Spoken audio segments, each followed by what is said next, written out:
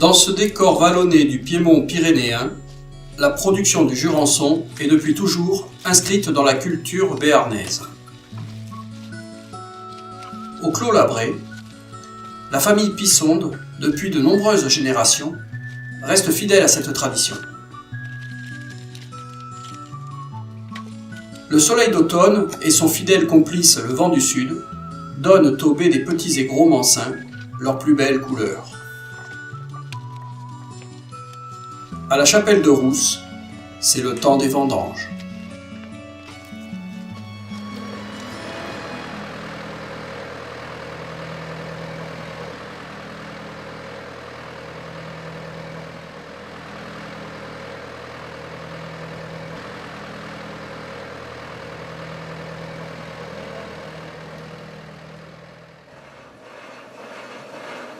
Le fouloir éclate délicatement les grains de raisin, sans écraser les pépins.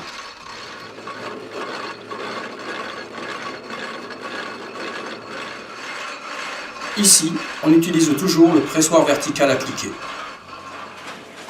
Cet outil traditionnel permet de presser lentement la vendange et ainsi maîtriser l'extraction des différents composés aromatiques.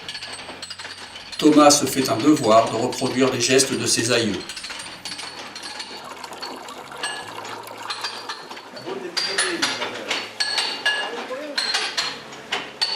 Le taux élevé en sucre de ce jus de raisin est assurément une promesse de qualité pour le vin en devenir.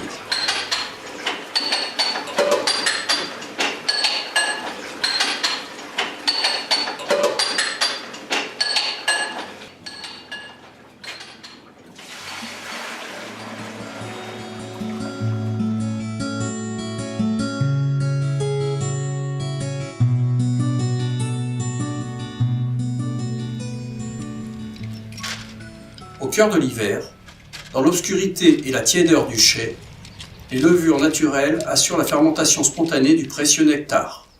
Mais pas de répit pour le vigneron, qui doit déjà pratiquer la taille. Cette étape, une des plus importantes du cycle annuel de la plante, définira la quantité des fruits pour la prochaine récolte et la sélection des bois qui produiront l'année suivante.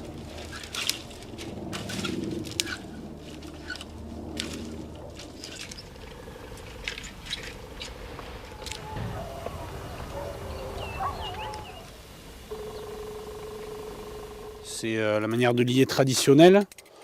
Je dirais, avant, on avait le matériel, la matière première, l'osier, sur place à domicile, puisqu'il y en a encore maintenant qui sont plantés quand on regarde un petit peu partout dans les vignes. Puis l'osier, vu sa souplesse, était un matériel de premier choix pour ce type de travaux. Donc il y a une première partie de ramassage et de préparation de l'osier. Les plus grosses branches vont permettre de pouvoir attacher la jambe de la vigne au piquet, de manière à la maintenir droite. Et puis ensuite, les petites vont attacher les astes qu'on appelle, qui sont les deux branches que l'on a laissées après la taille, qui vont permettre de les replier et de les attacher au fil. Donc on fait des arcures qui vont permettre au flux de sève de circuler de manière un petit peu plus lente, puisqu'on vient casser les nervures un petit peu, de manière à ce que la sève se répartisse bien sur toute la longueur et fasse bien pousser tous les bourgeons. Donc ça permet d'avoir des astes relativement longues, donc avec un petit peu plus de production que d'autres types de liage.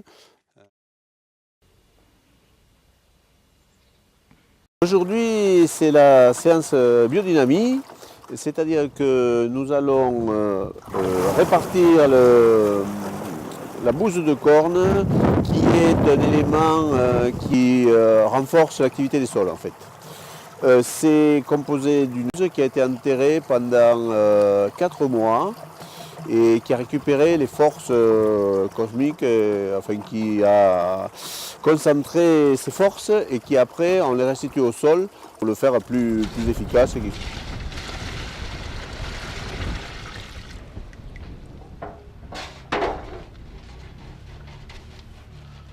Cette bouse de corne est mise dans de l'eau tiédie et pour que les forces passent de la bouse de corne à l'eau, il faut tourner pendant 1 heure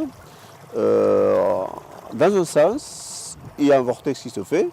Et après, au bout d'une trentaine de secondes, le sens inverse, ce qui contribue à transmettre les qualités de la bouse de corne à l'eau, laquelle eau va être après pulvérisée dans tout le vignoble avec une petite pompe.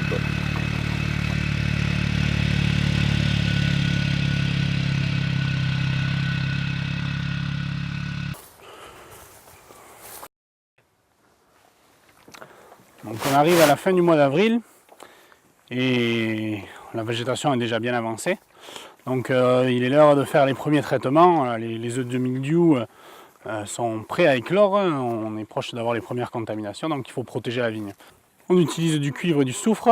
On utilise aussi des décoctions de prêle, d'ortie et d'osier pour permettre à la vigne de se renforcer naturellement, de renforcer ses défenses face aux attaques de ces champignons-là. Alors, ce premier traitement, on le fait à la pompe à d'eau de manière à optimiser et à avoir le moins de pertes possible. Vu que la vigne est une liane qui a tendance à vouloir s'étendre et à aller le plus loin possible, on lui donne un petit peu un sens dans lequel pousser. Donc on va la canaliser, on va redresser les branches de manière à optimiser la photosynthèse et puis aussi de manière à pouvoir travailler et passer avec les machines dans les rangs sans casser de branches.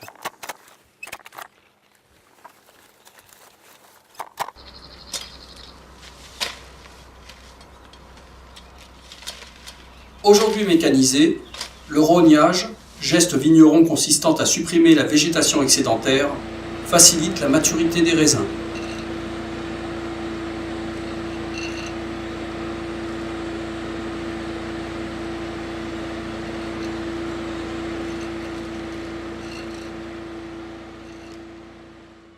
Tout au long de l'année, Thomas veille au bien-être de la vigne en appliquant les principes de l'agriculture biologique, avec le moins possible d'intrants, tels que fertilisants chimiques, produits phytosanitaires et pesticides.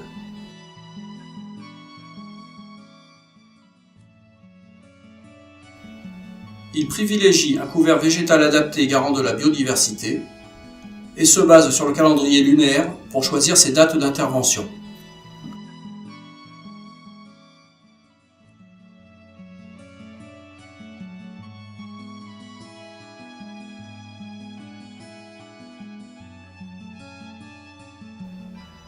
Les mois s'écoulent, le labeur arrive à son terme. C'est le temps de l'ultime vérification avant la mise en bouteille.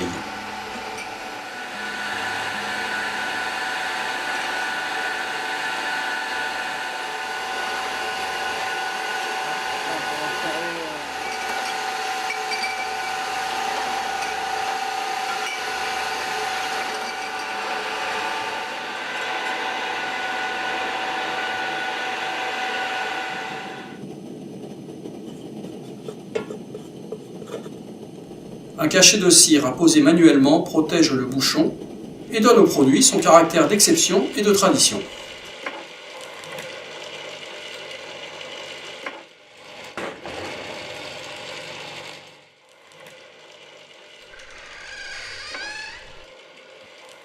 Tous nos vins sont élevés en barrique, en fût de chêne. Notre philosophie, c'est de laisser le raisin exprimer tout son potentiel pendant la vinification. Donc pour cela, on laisse les levures faire leur travail, les levures indigènes qui sont naturellement présentes dans les vins. Ça nécessite de ramasser des raisins à une qualité optimale, de la vendange saine. Une fois les vinifications terminées, après quelques mois d'élevage, nous allons obtenir les vins que l'on va déguster maintenant. Donc 2 jurançons secs et 2 jurançons moelleux. Le jurançon sec, notre premier vin, le Clos Labré, est un assemblage à dominante de gros mancin avec un petit peu de courbu. Donc on a un vin avec des notes florales relativement vifs, avec une belle rondeur, qui sera plutôt un vin de gastronomie. Ensuite, notre deuxième sec, qui est un assemblage de 50% de petits mancins et de 50% de petits courbus, sera un vin tout en longueur, beaucoup plus rond, avec une aromatique un petit peu plus mûre, de figues, d'acacia. Ensuite, les jurançons moelleux, donc le Clos Labré, le jurançon par excellence, un assemblage de gros mancins et de petits mancins, qui va être tout en équilibre entre sucrosité et acidité, sur des notes de mangue, de fruits exotiques.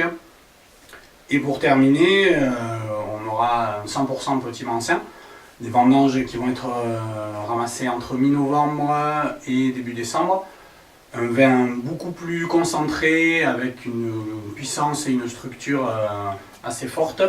Et on aura des notes plutôt de miel, d'amandes grillées et une belle rondeur en bouche. On a des vins qui ont une histoire, qui racontent une histoire et qu'on aura plaisir à partager.